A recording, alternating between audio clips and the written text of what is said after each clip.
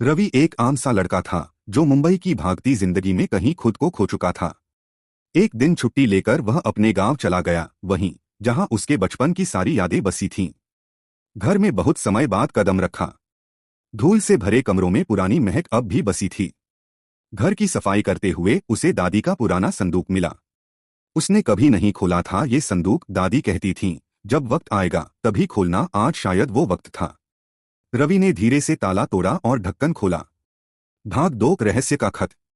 संदूक में कपड़े, कुछ पुरानी तस्वीरें और सबसे नीचे एक पीला सा लिफाफा था जिस पर लिखा था, रवि के लिए जब उसे खुद पर शक हो जाए। रवि चौंक गया। ये तो जैसे उसके मौजूदा हालात के लिए ही लिखा गया था। उसने कांपते हाथों से लिफाफा खोला। अंदर एक चिट्ठी थी, दादी की लिखी हुई।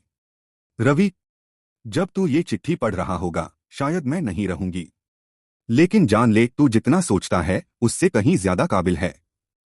तुझे याद है वो पहाड़ी जहां तू मुझसे पूछता था कि क्या वहां खजाना छुपा है? तो सुन, हाँ वहां एक खजाना है, लेकिन वो सोना चांदी नहीं, कुछ और है। तू वहां जा और खुद देख।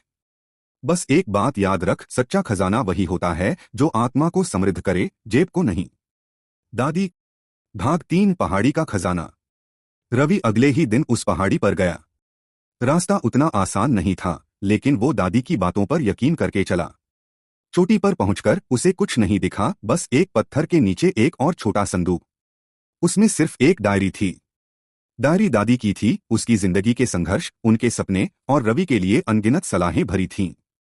हर पन्ना जैसे जिंदगी का आईना था। उस डायरी ने रवि को हिला दिया। भाग 4, नया जीवन। मुंबई लौटकर रवि ने अपनी नौकरी छोड़ दी। अब वह एक लेखक बन गया। वो कहानियां लिखने लगा जो लोगों को बदल देती थीं। दादी की डायरी से उसने पहला उपन्यास लिखा, खजाना पहाड़ी का, जो बेस्ट सेलर बन गया। लोगों ने पूछा, ये सब कैसे आया? रवि मुस्कुराकर कहता, ये मुझे एक आखिरी खत से मिला। सीख, कभी कभी जो खजाना हम ढूंढते हैं वो हमारे भीतर ही होता है।